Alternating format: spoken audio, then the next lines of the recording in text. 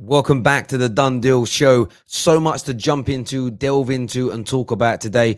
I'm joined by the brilliant Pete O'Rourke to give you the lowdown and latest on all the major transfer news happening across the Premier League today.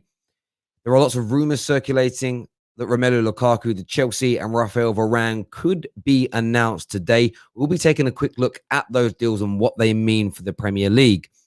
But lots to update you on from many of the teams from the top six, with Jules Kounde to Chelsea looking like it's drawing ever closer. Big reports coming out of La Liga regarding that. Tammy Abraham is a big talking point at this moment in time. Agreeing a fee with Roma looks great. However, big rumours today that he's agreed personal terms to move to Arsenal and he would rather stay in England. So what's going to happen with this big conundrum for Tammy Abraham, Chelsea, Jose Mourinho's Roma, and of course, Arsenal Football Club? Now, Arsenal were looking at another striker as well in Lautaro Martinez. Big reports coming out in the last few days that that deal is still on if they pay him a salary of over £250,000 per week. But Tottenham are also circulating for him as well. So what's going to happen with Lautaro? Will Arsenal go for the cheaper option, maybe the easier option to sign in Tammy Abraham and leave Tottenham with a clear path to signing the wonderful and the brilliant Argentinian striker?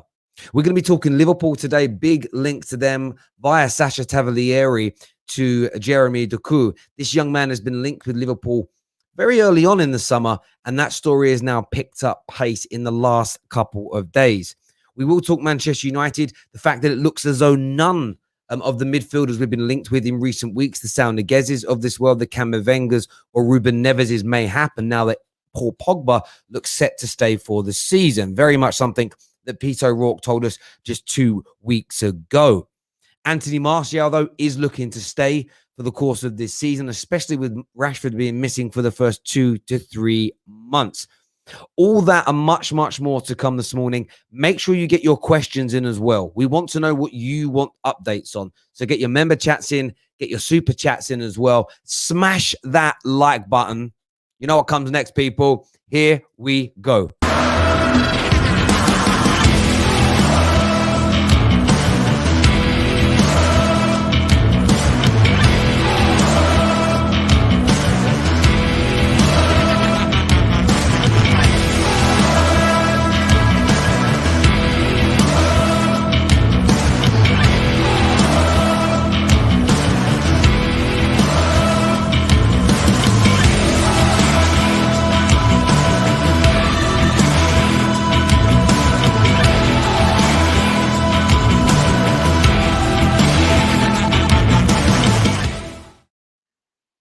Morning. Welcome back, Pete. How are you, mate?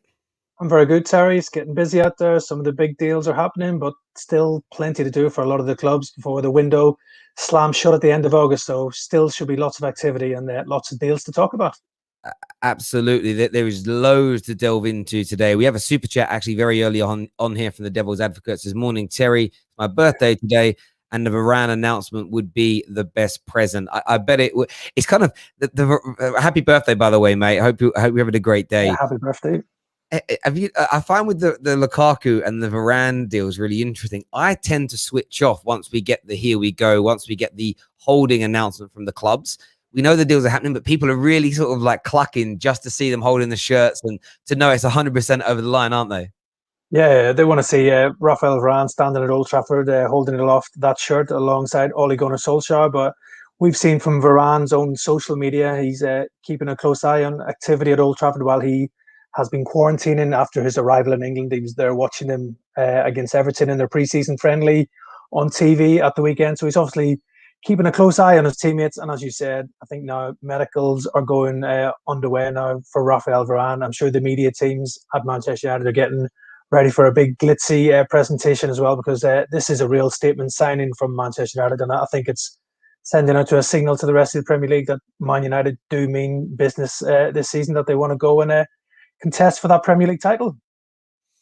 Yeah, absolutely. And I think it will be. And we saw yesterday with the Lionel Messi announcement, there was no way that was put together between him leaving Barcelona and arriving in that 2-hour period. That's sometimes why I think these deals get delayed now. It's right. It's going to take 3 or 4 days to edit up an amazing video, get it ready. So we've got to hold back for that. You know, the social media impact is really important. And the same with Lukaku as well. It's a very, very good signing for Chelsea, isn't it? You know, they've fixed that striker issue, that goal scoring issue by bringing the Belgian back to Stamford Bridge. Yep, that was the #1 priority for Thomas Tuchel this summer, was to bring in a striker to score them the goals that they hope can maybe fire them to the Premier League title this season coming. We all know Chelsea had major issues up front last year. Timo Werner didn't really work, struggled in his first season, but I still think he could come good for Chelsea, especially if you play him up alongside Romelu Lukaku. So it's going to be really interesting to see what Thomas Tuchel does with Lukaku. But yeah, Lukaku had a brilliant season for Inter Milan last year. Basically, he was the main reason they won Serie A, I think, scored lots of goals, was a big figurehead in that dressing room as well. I think a lot of the players looked up to him as well. And he carried the fight for Inter in that title challenge last year. So big loss for Inter Milan, but massive boost for Chelsea. Only probably slight worry for Chelsea fans is how Romelu Lukaku will handle the pressure now of being the main man at Chelsea. A lot of money is being spent on him. He's obviously been there before, so it shouldn't be a real issue to settle back into the West London club. But yeah, he's carrying the mantle now of being Chelsea's main man, and can he be the man to fire them to further Premier League success and try and retain their Champions League title as well? Because Chelsea are the European champions. They did that without a striker scoring on a regular basis last season, so that's a real concern for everybody else. That now, if Lukaku hits the ground running, he will score 30 goals a season, you would think. Yeah, absolutely. It's looking very, very interesting indeed to see how he can go in there and do things. Staying with Chelsea, one of the big other targets this summer, one of the big talking points has of course been Jules Kounde. Now that deal, you know, looks like it was about to happen. It's gone a little bit quiet, but at no point have Chelsea let go of that bone, as it were, and they're going to continue to push to bring him in. Lots of reports in the last few days. One I read this morning that, you know, the sporting director, you know, is almost waiting by the phone to finalize this deal. What's the latest as far as you understand on Jules Kounde to Chelsea? Yeah, I don't think there's any real reason for any Chelsea fans to panic that they won't get this deal done. They've outlined their intentions to sign Jules Kounde this summer. They want to bring him in and mold him into a top-class centre-back, which he already is on the way to becoming that. He's had a couple of good seasons at Sevilla. He's now established in the France national team as well. So I think probably the hold-up on this deal is being Sevilla looking to bring in a replacement before allowing Kounde out. They don't want to leave themselves short at the back before giving the green light for this transfer to Stamford Bridge. From what I'm hearing is that Sevilla have shown an interest in former Liverpool loanee Ozan Kabak, who obviously spent the second half of last season on loan at Anfield, but Liverpool decided not to make his move permanent, so he has gone back to Schalke. But Schalke are willing to cash in on Kabak. Kabak doesn't really want to go back to Schalke and play in the second division in Germany either after Schalke's relegation. So I think Sevilla are really looking strongly at this one. They see Kabak as a good option and probably at a good price. You're probably looking at about 12 to 15 million pounds for Kabak, a Turkish international, which would represent good value. So if they can bring him in, I think that would then speed things up with Jules Kounde moving to Chelsea. But yeah, still confident Chelsea will get this deal done. All their focus has been on Romelu Lukaku for the last probably 2 weeks or more to try and finalize that deal. That looks like it's getting ever closer. So I think once Lukaku is signed and sealed, it'll be all systems go, and they'll be pushing ahead to get this Jules Kounde deal over the line before the 31st of August. Yeah, absolutely. And I understand why they focus all that time and attention on Lukaku. And of course, Kurt Zouma played a big part in this because they wanted to try it themselves. Although I always say to people, although Chelsea have all this money to spend, they're one of the best at balancing their books, and they want to move Kurt Zouma on. The talks of West Ham seem to have picked up again. That deal looks a little more likely to go through at this point. Yeah, it's interesting on this one. We know West Ham have shown an interest in Kurt Zouma. Chelsea obviously offered Zouma in part exchange to try and finalise this move for Jules Kounde, but Zouma wasn't that interested in being a bargaining chip in that deal. He wasn't really overly keen on a move to La Liga. His preference was to stay in the Premier League if he was to leave Chelsea, and moving across London to West Ham seems to be the best option for Kurt Zouma right now. The only issue I think for West Ham was maybe his personal terms. They thought might be a complication for any deal to happen. West Ham have obviously been linked with other defenders as well. Milinkovic of Fiorentina has also been talked about. There's been talks held between the two clubs and the player, but again, that move has been held up due to agents' fees. So Chelsea are keeping all doors open here for this centre back that they can bring in this summer. Kurt Zouma is definitely on the radar. Still think Milinkovic might be more likely to get done because Kurt Zouma, as well as being a big fee, it'll also be big wages. But yeah, I think if West Ham were to get Kurt Zouma, it'd be a massive addition to David Moyes' side. And for Chelsea, it would be good business for them as well, because if they get Kounde in the door at Stamford Bridge, Kurt Zouma is going to be even further down the pecking order in Thomas Tuchel's plans. Yeah, absolutely, absolutely. We have a few super chats here, Pete. First one says, "Morning, guys. Any news on Aouar? I still think it's strange nobody has put a bid in yet, considering he's available for as little as £25 million. Weird." Yeah, I can see where he's coming from. Thinking it's a bit weird. If you're thinking you can get somebody like Houssem Aouar for £25 million, that looks good value to me. We know Arsenal have held a long-term interest in the French midfielder, but I think we all have talked in other shows that there's been other priorities higher up the list for Arsenal to try and bring in that creative midfielder. That's not to say he's on that list. We all know they've been interested in James Maddison, Martine Odegaard, and then probably Houssem Aouar is maybe third on that list. So if Arsenal find they can't make a breakthrough in either a move for Maddison or Martine Odegaard, Real Madrid decide to keep Odegaard and Leicester decide not to let James Maddison go, I'm sure we might see a bid from Arsenal for Houssem Aouar. I know his agents are still talking to Arsenal over a potential deal, so it's definitely something that's maybe on the back burner right now, but I definitely wouldn't rule it out. I think he's definitely on the list for Arsenal, and the closer we get to the end of the window, if Arsenal struggle to get their other top targets, I think Houssem Aouar will come back up to the top of their list. Yeah, I feel the same. I think he's further down the pecking order. I think to Arsenal lad, to answer your super chat, and thank you. Exactly, I echo what Pete just said there. There's no point. You wouldn't bid for your third choice before your second or first choices are out the window. It would make no sense. You sign Aouar and then suddenly Leicester drop their asking price for Maddison, and you bolted a little bit too early. So I think that's one to watch as the window goes on. Pycroft here with a super chat says, with Chelsea signing Lukaku, the front three could be Mount, Lukaku, and Kai Havertz. Would you have a different front three? If not, do you think that would be arguably the most dangerous front three in the league at this moment, Pete? That front three's got real potential.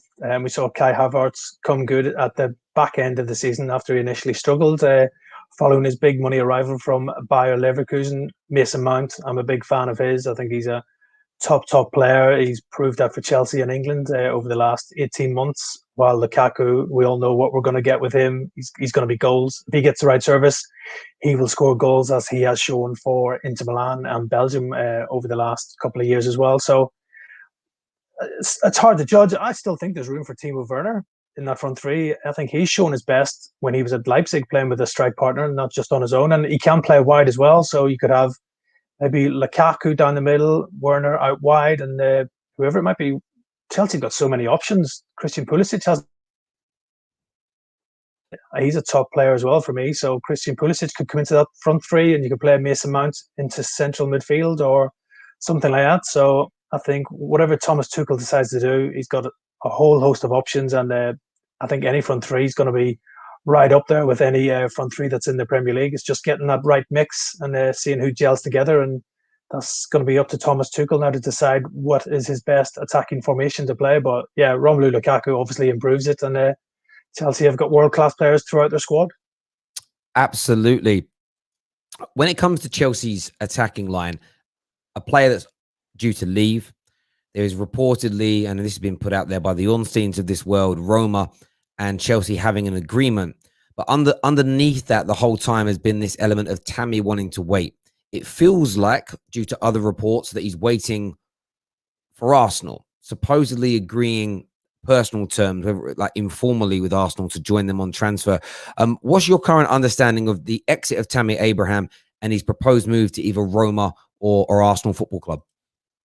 Yeah, I think it's pretty clear Tammy Abraham doesn't have a future at Chelsea under Thomas Tuchel. I think he only featured 7 times under the German following his arrival as manager in January to replace Frank Lampard. So yeah, I think for Tammy Abraham's own good now. It's time to move on. He's not really going to play, especially now with the impending arrival of Romelu Lukaku. Just pushes him further down the pecking order. He's unlikely to get any minutes at Chelsea this season going forward. So probably this one's been the domino effect of Lukaku when you think of Tammy Abraham's future. Lukaku's coming into Chelsea, so that's going to push Tammy down the pecking order. He needs to move on, while Lukaku leaving Inter has meant Inter have moved for Roma forward Edin Dzeko to replace him. And that means there's a space at Roma free. They want to replace Edin Dzeko, and they've got their eyes. Talks have been going on between Roma and Chelsea. Obviously, there's good relations there, or good open dialogue between Roma and Chelsea. Jose Mourinho now installed there at Roma as well. He will know all about Tammy Abraham. He'll be well aware of his talents, and he obviously thinks Tammy Abraham would be a good replacement for Edin Dzeko at the Italian club. So, interesting move, this one.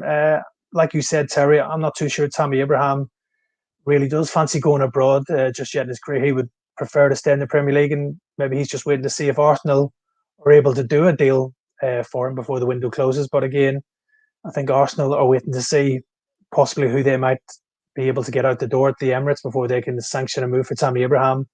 His future might depend on what Arsenal can do with Alexander Lacazette.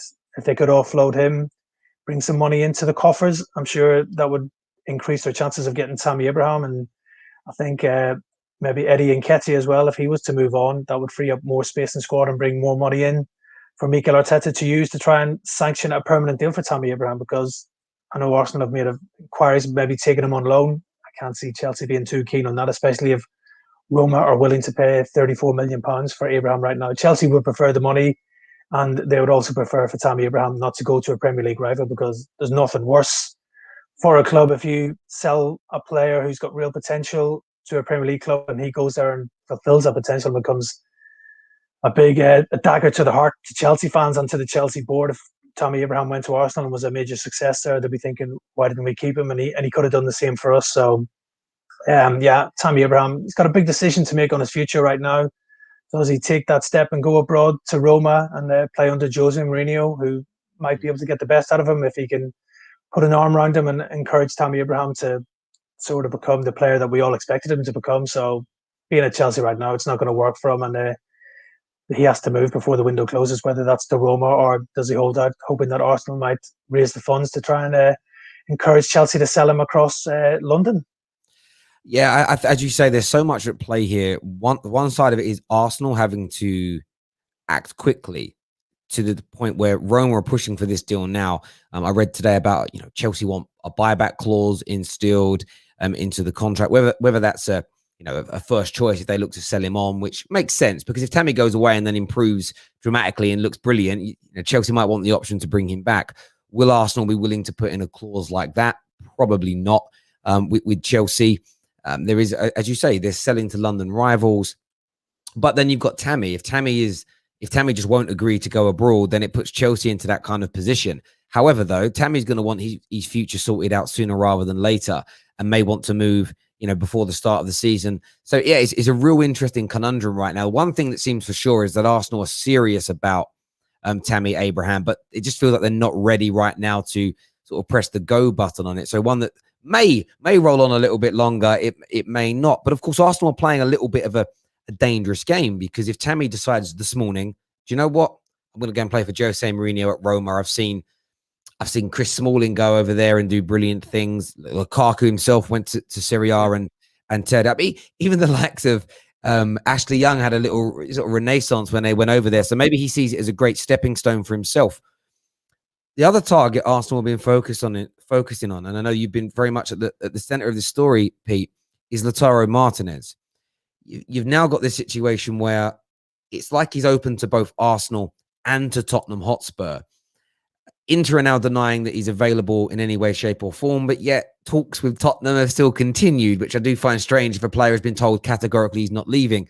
And we also know that Inter Milan, they've not been exactly honest with the general public so far this summer.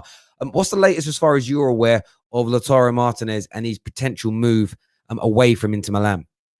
Yeah, it's still a possibility that Martinez could end up moving to the Premier League. As you said, Terry, Tottenham have joined Arsenal in their chase for the time international, and a really interesting take from Tottenham to make that offer for Martinez last week. I think probably this was the case before Chelsea had agreed a deal for Lukaku. Tottenham were trying to jump the gun here and see could they tempt Inter into selling Martinez before Lukaku went. I think the initial thinking behind Inter all the summer was if they had to sell one of the two, they would have preferred to sell Lautaro Martinez rather than Lukaku. He was such a key figure for the club. The fans loved him as well. And obviously they tried to price Chelsea out of a deal for Lukaku, rejecting several bids before they finally relented and agreed to this £97 million deal for Lukaku to return to Stamford Bridge. So now they're thinking, right, we've sold Lukaku, we've got that money. We want to keep Lautaro Martinez because it would be a disaster for Inter if they lost both their main strikers this summer. We all know about their financial problems. That's the reason why they've had to sell Hakimi to PSG. They've had to end up selling Romelu Lukaku to Chelsea just to bring in much needed funds to help the club, because it looked at one point it could be a fire sale at Inter Milan, and still could be if some investment doesn't come into the club. They're in all sorts of turmoil right now, almost as bad as Barcelona when you look at the finances of the club. So I think you see players will look at that. They'll say, what direction are Inter Milan going in right now? And that's probably what Lautaro Martinez is thinking to himself. He's seen his strike partner Lukaku go. He'll be thinking, well, if I'm sticking around here, are Inter going to be ambitious? Are they going to try and win the title? Are they going to compete in the Champions League? If that's not the case when you're selling your best players, it's going to leave others unsettled. And I think that's what's definitely happened with Martinez. And I think, despite some reports saying he wouldn't be keen on a move to the Premier League, I think reports are false. I think he definitely would jump at the chance of moving to the Prem. We've seen this summer all the top players are coming to the Premier League. All the big deals are happening in the Premier League. You've got the Jack Grealishes, the Sanchos, Raphael Varanes, Lukaku come to Chelsea as well. So Martinez, I think, would definitely be interested in following them and coming to the Premier League. And I'm sure the clubs like Tottenham and Arsenal would offer him hefty wages and a good personal deal for him to make the move to the Premier League. But I just don't know. I think Tottenham, could you see Lautaro Martinez and Harry Kane playing together? It would be an exciting prospect for Tottenham fans, but I'm not sure they could afford Lautaro Martinez, especially if Harry Kane stays. But if he was to leave and end up going to Man City, Tottenham will have more money in their coffers to go and attempt into a sale, maybe offering more than £60 million. So, yeah, this one's going to rumble on, I think. We've got Arsenal still in the background, who were initially leading the race for Lautaro Martinez, but Tottenham seem to have jumped ahead of them and trying to beat their old North London rivals too. Martinez's signature. And I think the ball is in Inter's court right now. They're saying all the right things, saying they want to keep hold of him, but I think if a big offer came, they would find it pretty hard to turn down. Yeah, I agree. And he's on £40,000 a week. Now, to you and I'd love to earn that amount of money. but in the footballing sense, that's quite a low wage for a player of his ability, who's coveted the way that he is. And, you know, if I think if Arsenal's or Tottenham's were to turn around and say, you know, 180's £200,000 a week, which I actually think he's worth, I think he's that talented, his head's going to be turned massively. And I think he'll look at where else is there in Europe for him to go right now that can afford him, that can pay him that amount. You know, he can easily go there and do 2 years. And then if those clubs haven't improved, if they're not back in the Champions League, he could quite easily push for a move to a bigger club. Europe will have probably recovered financially by then. I think it just works very, very well for him to move forward. But as you say, I think it's going to rumble on. I don't believe Tottenham when they say we're looking for a striker to play alongside Harry Kane. Just for whatever reason, too many reports suggest that too early on in the story. And I just think, yeah, you're ramming that down our throats a little bit too much, if that makes sense. So I think Martinez to Tottenham happens if Harry Kane leaves and not the other way around. I agree with you completely. Ladies and gentlemen, please make sure you smash that like button for us right now. Still a lot more to come on today's Done Deal show. We are going to be going through and talking about Manchester United, their midfield pursuit, the fact that no more signings may be coming in, Anthony Martial predicted to be staying. We're also going to be looking at Liverpool and their pursuit of Jeremy Doku, with the young, very exciting Belgian forward, now linked with a big 40 to 45 million pound move to Liverpool. That's to come later on the show. We're going to delve more into Tottenham a little bit later with their pursuit of maybe Ismail Assar and the potential of another centre-back coming in at White Hart Lane. We're still talking Arsenal right now, though, so make sure you smash that like and that share button for us. Arsenal have still got a lot of work going on, Pete, at the moment. and attacking midfield is one of them. We mentioned it, touched on it earlier when the super chat came in about OR. The Maddison deal seems to have gone a little bit quiet or so in the last week, and now the Martine Odegaard deal is really being sort of rammed down our throats. Talk of a 40 to 45 million pound transfer fee to bring the Real Madrid attacking midfielder to Arsenal. What's your thoughts on that pursuit in terms of who do you think is more likely to come in at Arsenal, Odegaard or Maddison, or could it be a little bit more left field and sort of a signing out the blue that we're not expecting? Yeah, I'm sure all those options are open to Arsenal right now.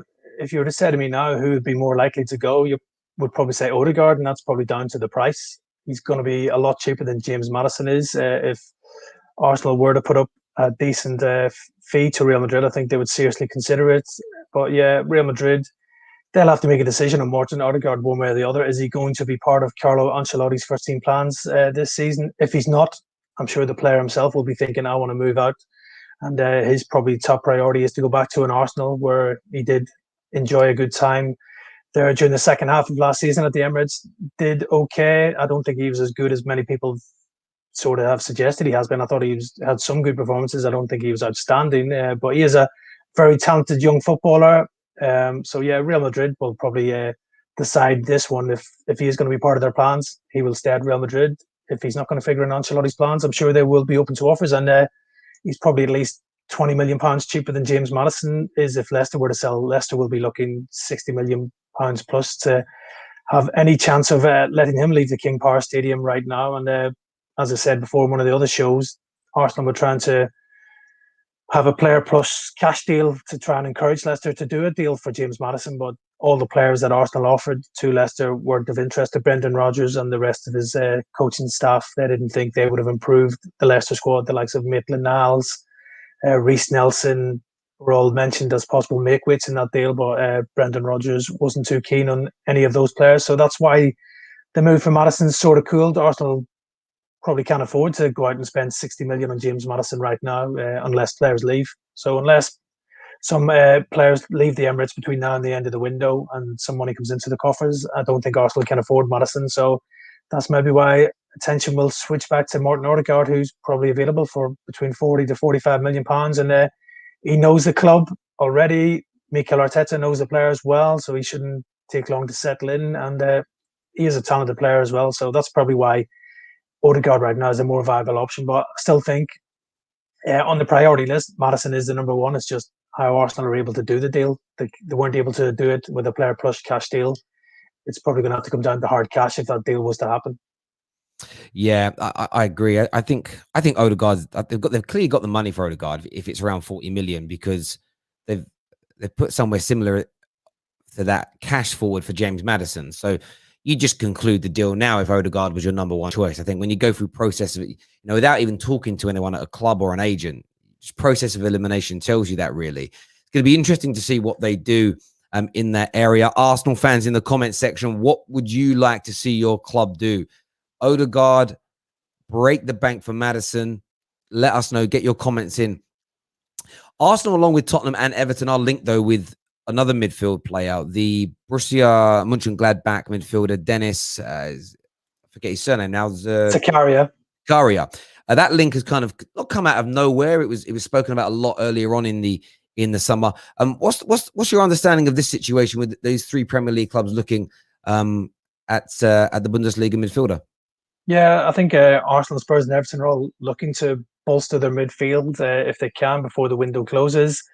The Arsenal one's a bit of a strange one because they were in the market for a defensive midfielder, but that was more on the proviso that Granit Xhaka left the club, maybe to go to Roma. That move has fallen down. It looks like Granit Xhaka is going to sign a new deal at Arsenal. So I think Arsenal's interest might be maybe in the past rather than in the present right now. But yeah, Zakaria, very talented midfielder. He's been linked with the likes of Manchester City and Liverpool in the past. He's an all-action midfielder, gets around the park, likes to make tackles, and a good defensive midfielder. Still young as well, so he's only going to improve. He had a few injury problems last season at Mönchengladbach, so didn't play as often as he would have liked to. But yeah, I think this story's probably coming more from Germany rather than the English side of things right now, because he's in the final year of his contract at Mönchengladbach. They would prefer to sell him now because I don't think he's going to sign a new deal at Mönchengladbach. He's indicated that he's not planning to sign a new contract. So they're probably thinking, right, well, this is our opportunity to sell the Swiss international right now and get some money, get a decent fee, because if he runs down his contract, he could agree a pre-contract in the January transfer window, ready to move next summer. So probably urgencies from Mönchengladbach's part right here now to try and sell Zakaria, especially if he's not going to sign a new deal. And Spurs, I know they are looking to maybe bring in a midfielder into their engine room right now, but again, that will come down to funds. They've got other priorities. They want to bring in a striker. Whatever happens with Harry Kane, they'll definitely need to bring one in if he does leave the club. And I still think they're looking at a right back possibly as well. So, and Everton, I think we know from what we've seen already this summer, finances aren't great at Goodison Park right now. They haven't spent a lot of money. They've only brought in the likes of Andros Townsend, Asmir Begovic, and Damari Gray, all on cheap 2 frees and a cheap 1.5 million for Damari Gray. So I don't think Benitez is flush with funds at Goodison right now. So again, that would probably have to be a case of selling some players to free up some funds for Everton to move for Zakaria. But yeah, talented player, and I think he'd be a good addition for any of those teams if he was to move. But I think this is more Gladbach pushing it rather than the English teams maybe really pursuing this one. It does seem to be a real trend at the minute in players not signing new contracts, really. And I think for a lot of clubs, you know, I've seen a lot of Man United fans scream like, "Why are we not looking at Dennis Zakaria now?" And I know people don't always like to hear this, but I think there's this element of, well, we're just going to wait and see. If he doesn't sign a new deal, we might be able to sign him. Although you still pay a signing on fee as an example. They're easier deals to get done when they're free transfers because you're only dealing with the player and his representatives and not the other club. I feel like over the next 2 or 3 years, we may end up seeing, Pete, a lot more of these sort of free transfers as they were. People running down their contracts. They might join a club on a 5-year deal at 22 years of age, but then just not want to sign a new deal and might leave it until it's in its last year and then see where their options lie. Players are earning so much money now. There isn't this need or necessity to every 2 years I've got to re-sign my contract so that my income is sorted, because you know pretty much their first professional deal makes them a millionaire. So they have so much more comfort and security around that. So it's going to certainly be an interesting one, as you say, to see how that comes out. And I think he might be a move, as you say, that gets sorted out in January and someone lands him quote unquote free next year. So it'll certainly be an interesting one there. Another deal surrounding Arsenal as well. One that seems to be really getting up the noses of Arsenal fans is Aaron Ramsdale and his potential move to the Emirates. We're talking about it last night, and people are saying, well, if we're prepared to give 35-40 for Tammy and 35-40 for Odegaard, but 35 and 40 for Ramsdale, just cancel the Ramsdale deal and add that money to those other ones and sign Maddison and Martinez. But what's your understanding of their pursuit of the Sheffield United goalkeeper? Yeah, it's still pretty much live. They are still keen to do this deal. They've had a couple of bids rejected, decent fees as well, but Sheffield United driving a real hard bargain here for Aaron Ramsdale. From what I'm hearing is Arsenal are preparing one final bid for Ramsdale, getting close to maybe to that £30 million mark, probably 25 million plus add-ons. That's probably going to go in pretty soon if it hasn't gone in already.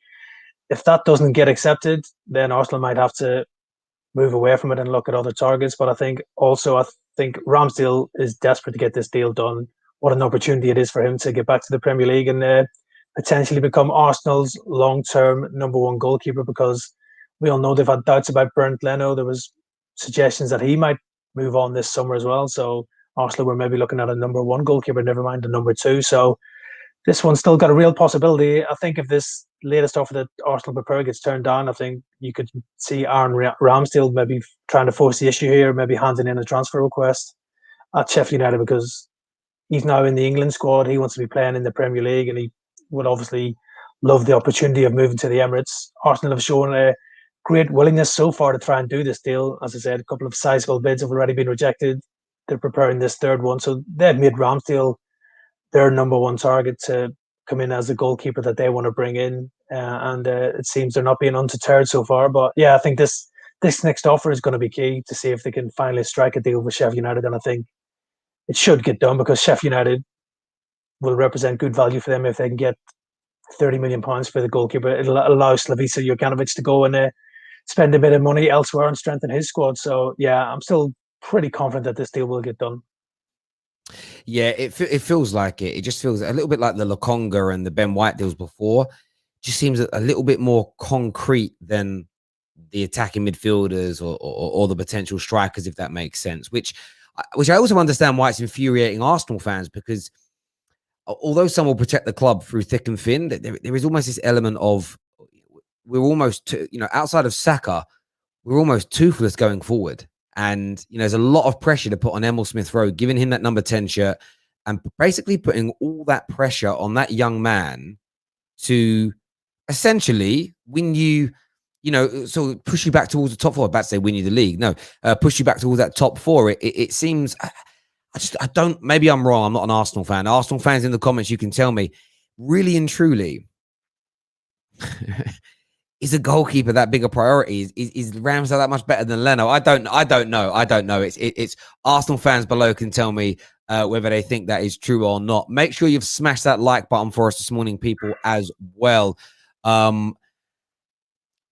You can become a member for the Football Terrace from as little as 99p per month.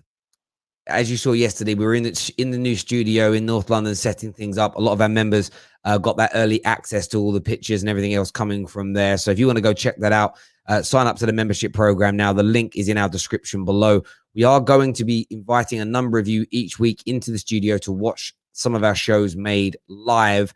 Members will always be given the priority. That's one of the benefits they get for signing up to that program. So go check that out now. The link is in our description below.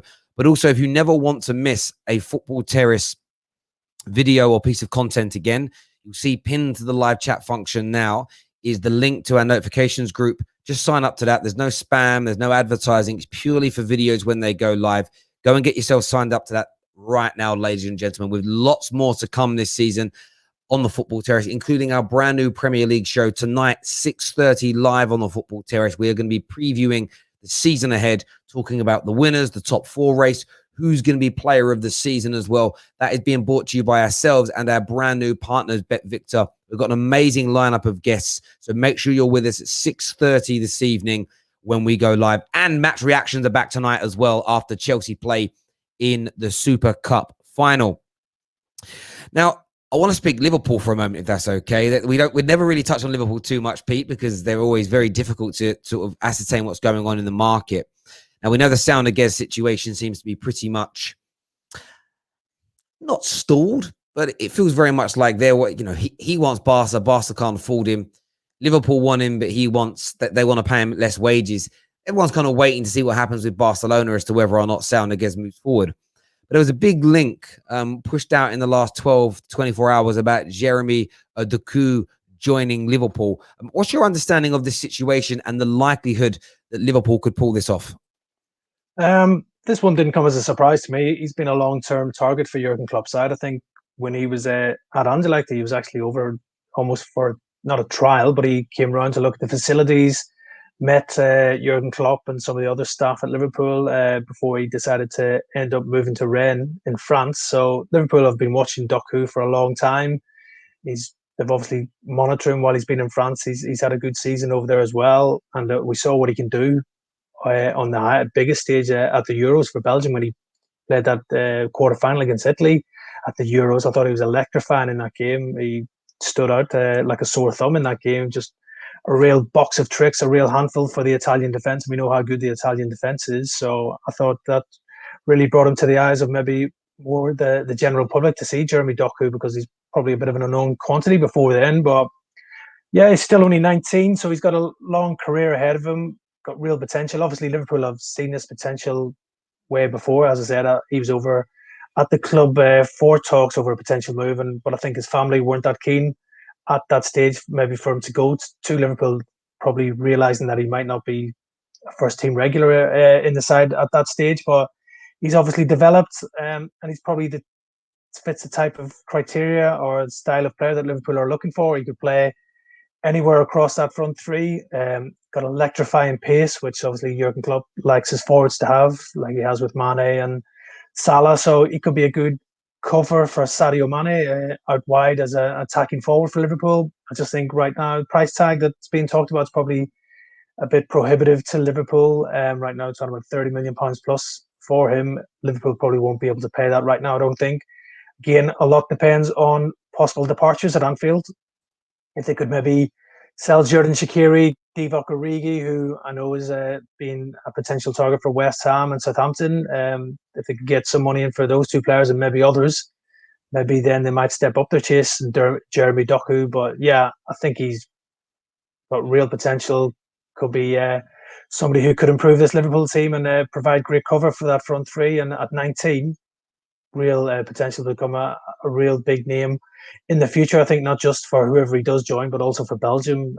Real skillful player, and I think Liverpool will be monitoring this one. And I wouldn't rule out a move before the close of the window. But I think, as we've said before in previous shows, Liverpool's transfer activity pretty much depends on who they can get out the door at Anfield to bring in money.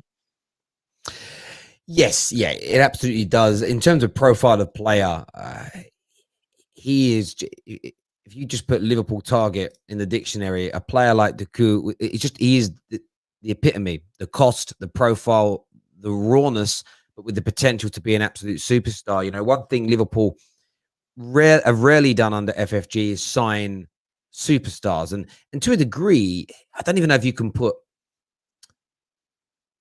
Van Dijk into that category, because although he came in for a huge amount of money, he wasn't looked at as a superstar when they signed him, if that made sense. I mean, a lot of people scoffed at the price and why would you spend that much on a Southampton defender.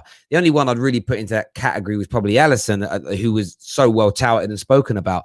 So he really fits that profile massively. It'd be a great signing for Liverpool, and I do think they need someone. I know that Jurgen Klopp likes a small and compact squad, but they definitely need to rejuvenate it. My worry, and I'm a Man United fan, so I don't have any love loss when I say this, but my worry, if I take the Man United hat off for Liverpool, is stoutness. And I speak about this a lot in football, where you just need sometimes that rejuvenation. Does that make sense? You need that kind of that new few players that come in and re-energize people, keep a few individuals on their toes, and just keep everybody kind of guessing. You know, Jota did that a little bit last year. Yeah. And maybe he can do it more this year without his injury coming in. I think midfield, they need that. And when you think they've got to get rid of Shaqiri, they've got to get rid of Origi. Their time at Liverpool is spent. So let's see what happens. I mean, Origi might end up at Arsenal if they miss out on Tammy and Martinez. So who knows what can happen there. It's as simple as that. A few people asked me to share the membership link. That's been now shared in the live comment section. So you can click on that and get yourself signed up if you would like to. So thank you. Speaking of rivals, of course, Manchester United done some very good business this window, as we know. Jadon Sancho, Raphael Varane. A lot of talk now that is that. Kieran Trippier talk has gone quiet. There's talk that Camavinga, Sal Niguez, Ruben Neves, bang on to your point a few weeks ago, Pete, that they've shelved interest because Paul Pogba looks like he's staying. What's your current understanding with Man United's transfer window? Is it over? Could we see any more activity before the end? I would never rule out that their activity is over. They've already had a very good summer and they have laid out big sums for Sancho and Varane. Again, like a lot of clubs, any potential incomings depends on potential outgoings at Old Trafford right now. Everybody thought Anthony Martial might be sacrificed by Manchester United this summer, but it seems all signals out of Old Trafford are that Ole Gunnar Solskjaer wants to keep him around. That's probably also because of the injury to Marcus Rashford. Anthony Martial will be needed definitely for the first few months of the season while Rashford is recovering from his shoulder operation. And I know Martial gets a bit of a raw deal from Man United fans sometimes, but his record last season wasn't too bad, goal scoring wise. He did get a few goals. He does come in for criticism maybe in the big games where maybe he doesn't turn up. But yeah, it looks like Martial will get one final chance to stake a claim at Old Trafford and become a big favourite there. So I think that's potential money Man United will see lost from the revenue. They thought if Martial had have left, they would have money in the pot. Also, Jesse Lingard as well, probably at the end of last season. I think most fans expected Jesse Lingard to leave Old Trafford and end up joining West Ham. That's not happened either. So Jesse Lingard's going to be in and around the building. So that's affected Ole Gunnar Solskjaer's transfer kitty as well, because that would have been at least another £30 million he could have maybe spent elsewhere to strengthen the squad.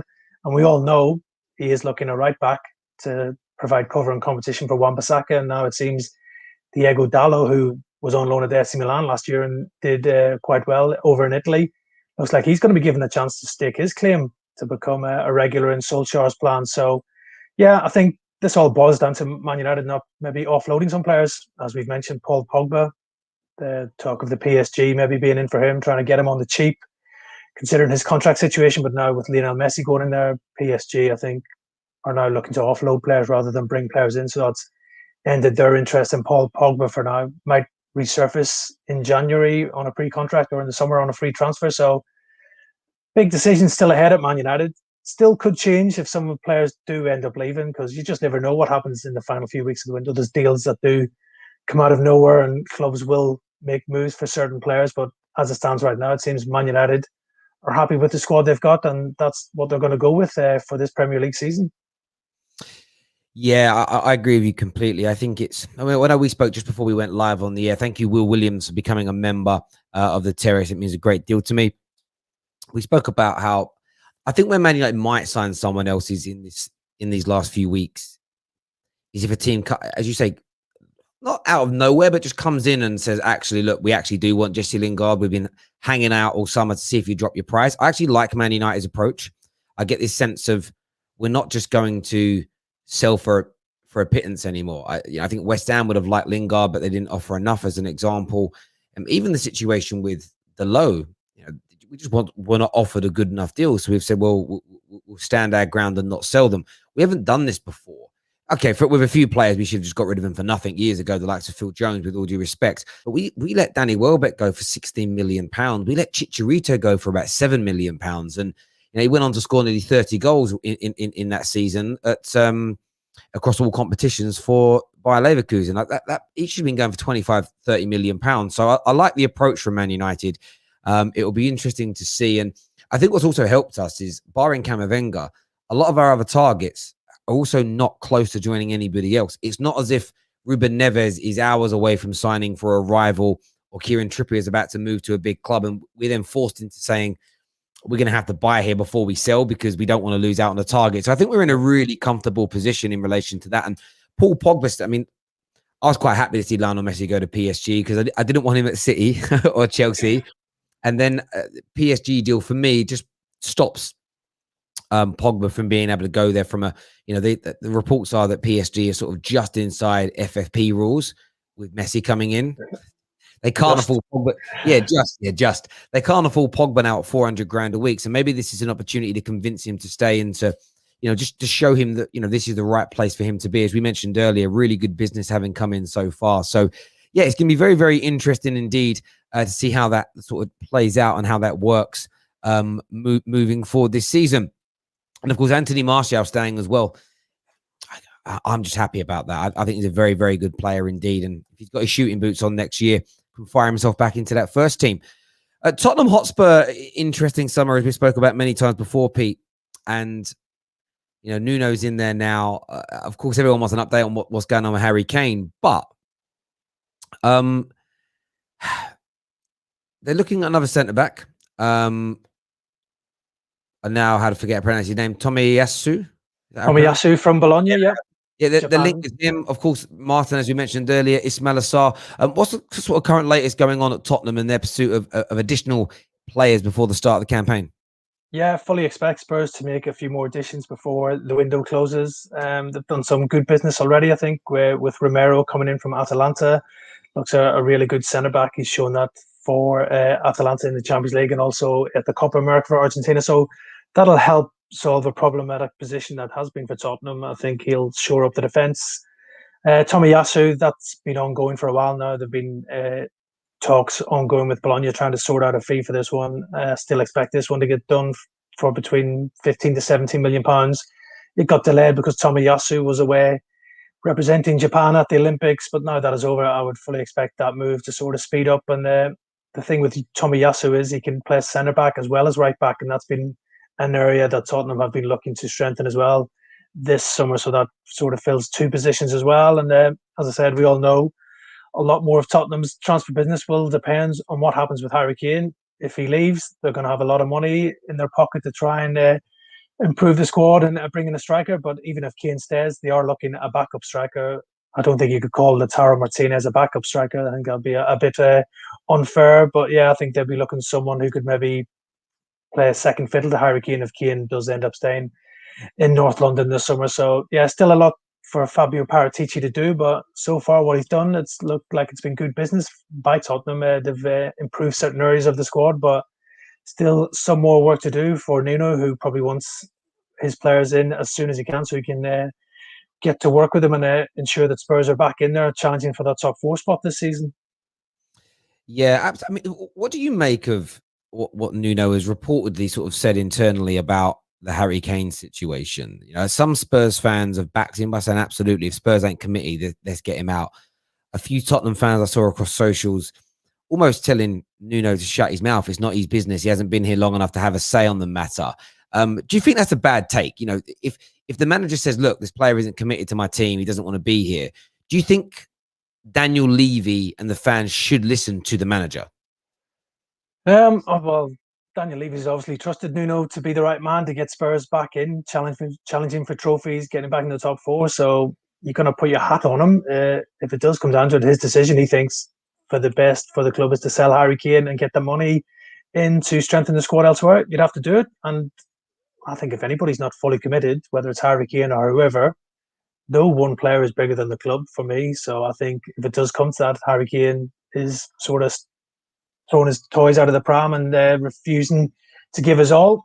I think you've got to listen to it and let him move. But obviously, we know Daniel Levy's a businessman. He's not just going to let him go for any fee. He'll be looking at a record fee, whether that's £140 million. And that's why the ball is back in Manchester City's court right now to try and make a bid that's acceptable to Spurs right now. But I think Nuno, the whole thing's probably an unwelcome distraction. In an ideal world, he would have a happy and committed Harry Kane at the club, because anybody would want to build their team around a player of the quality of Harry Kane, and that's what Nuno would want to do. But if he's not committed, he's going to be looking to sign players who are committed to the cause. And Nuno, as we saw at Wolves, likes to build up a good, strong team morale. We've seen that in the Wolves team when he was there. So he won't be looking any unhappy players in that squad. So again, a lot could still happen on this whole Harry Kane situation, and obviously it will affect what Tottenham do in the transfer market in these next few weeks.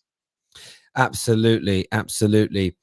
Ladies and gentlemen, make sure that like button has been hit for us this morning. In terms of the poll that we put out earlier on, who will land Tammy Abraham, Arsenal or Roma? 64% of you, 2,000 votes, 64% of you have said Roma. What I would love is for all of you that have voted to also hit that like button for this video, please, this morning, for myself, Pete, and of course the Football Terrace. We've gone to member and super chats only for the last period of this show. We have a super chat here from Artem that says, midfield news for Chelsea, haven't really seen anything. Is it all quite quiet on the midfield front for Chelsea, as far as you're aware, Pete? Yeah, relatively quiet. I'm sure there are things going on in the background. We know Declan Rice is a top target, but they're probably being given the signals from West Ham that they don't want to do business right now.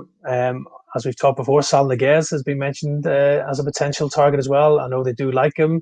So if they get indications from Atletico Madrid that they would sell, you wouldn't rule that one out either. And also there's the boy Toumani at Monaco, who's obviously a young player with lots of potential. Chelsea do like the look of him. I know their scouts have been keeping a close eye on him as well. So I think they want to get Lukaku done, get Kounde done, and then maybe they'll move on to the midfield as well. But Chelsea have got so many options in midfield. I don't think it's a real priority right now, unless the right option did become available. Yeah, I feel like it's the midfield's so stacked as well, isn't it? As everybody says. And I feel with Declan Rice, a bit like I mentioned with Man United earlier, I think if Declan Rice was close to maybe joining a Liverpool or a Man United, I think Chelsea would step in and say, "This, okay, we didn't want to spend the money now, but let's get it done to stop him going to a rival." But there's just no pressure. Tchouameni, how much is he going to play at Chelsea this year? Very little. You better, if no one else is about to sign him, let him stay where he is and have a season playing. Same with Declan Rice. I mean, I just think giving them another year at the clubs they're at isn't a bad risk to be taken. Mohammed here, one of our members, says, will Liverpool at least sign one player before the transfer window ends? What's your thoughts, Pete? I would say they need to.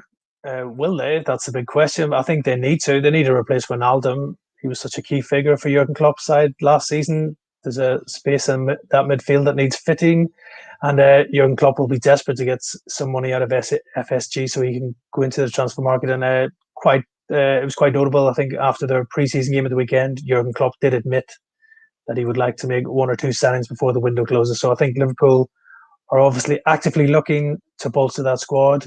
But again, it's a domino effect. Until players leave Anfield, there'll be no new arrivals. And I think that's the case of quite a few clubs. So if Liverpool can get rid of some of the fringe players, then I'm sure we'll see Liverpool enter the market and bring in at least one midfielder or maybe an attacker, as we talked about Jeremy Doku earlier. So yeah, I still think optimism for Liverpool fans that at least one new signing will join Konate at Anfield this summer. Pav here says, is Ahmad a possibility for a loan away from Manchester United? Yeah, I could see this one. He obviously came last January. A big fee was agreed last summer for Diallo, but he arrived at Old Trafford in January and did quite well when he was used by Ole Gunnar Solskjaer, but still so young and so raw. I think the best thing for Amad Diallo right now would be to go out on loan and get regular first-team football under his belt. The arrival of Jadon Sancho is just going to increase competition for places in that Man United attack. So I don't see him getting many opportunities right now. But maybe Solskjaer might not sanction it until January because we all know he's without Marcus Rashford for the first few months of the season. So he might want Amad Diallo about just in case, because Man United are going to be competing for honours on all fronts this season. So he'll want to keep his squad as strong as possible and then maybe reevaluate in January. Absolutely. I know this is the done deal show, so it primarily in the summer focuses around transfers. It will evolve over the course of the season, ladies and gentlemen, to talk about stories at clubs, comings and goings of managers, actually talking football as well, because lo and behold, Pete and Dean Jones know about football. They actually know about football as well. They're not just transfer experts as well, just in case anyone was wondering, right? Just wanted to ask you, because obviously the season's going to kick off before you're back on the terrace, Pete. Who are your favourites right now to win the Premier League? Right now, it's going to be hard to look beyond Man City, but I've got a feeling for Chelsea this year. I think Tuchel had a major impression last season when he did arrive in January, really improved Chelsea. And I think Lukaku coming in is going to solve that goal-scoring problem that they had last season. So if he can get between 25, 30 goals, I think Chelsea could go and win the title. I think Man City have obviously made a big signing in Jack Grealish, but I think a lot of their players maybe not starting the season on top form, come back late from international commitments, and De Bruyne is injured. So if Chelsea can get off to a good start, because they've got quite a hard-looking fixture list at the start of the season, if they can come out of that unscathed, I think they'll be pretty hard to stop. So I think Chelsea for me. Yeah, I mean, we're doing our Prem preview show tonight, so I'm going to keep my opinions nice and quiet until then. But I think Chelsea, a lot of people are talking about Chelsea. I do think if a Harry Kane or a top goal scorer joins City, I think maybe a few individuals would change their mind. But we all saw how good Chelsea were under Thomas Tuchel at the back end of last season without a goal scorer. They've now got one of the best in the business. Very difficult to look beyond them. Indeed, it really is. And Pete, who would be your prediction right now to make it into the top four? Top four. I'm going to be pretty boring here, Terry. I think the top four will be the same top four as last year. I know Liverpool worked miracles to get into that top four at the back end of the season, but having Van Dijk back and Gomez, and if they can bring in a midfielder before the window, I'd expect them to be up there again. But yeah, I don't think you can look beyond Chelsea, Man City, Liverpool, Man United. I think that top four is pretty much locked in for me. I know Leicester have come close in the last couple of seasons, but I'm just not too sure they will have enough. And I think Spurs and Arsenal, who have been part of the top four in the past, big rebuilding jobs going on there right now. So I think they're a bit off it. So yeah, going to be boring and say it's going to be the top four, the same as last year, but maybe not in that order. There we go. Ladies and gentlemen, remember we're back at 6:30 tonight with, unless there's any breaking news this afternoon, we're back at 6:30 this afternoon or this evening doing the brand new Premier League show on the Football Terrace. We're also live after Chelsea complete their Super Cup game against Villarreal. So match reactions are back, which we're very excited about, talking football again, which is great. Pete, as ever, thank you very much for coming on today and giving us your thoughts, your feelings, and your opinions, and the inside track on so many transfers that are circulating right now. Until next time, ladies and gentlemen, make sure you've subscribed, you've turned on the bell notification button, and you've hit that like button. Take care.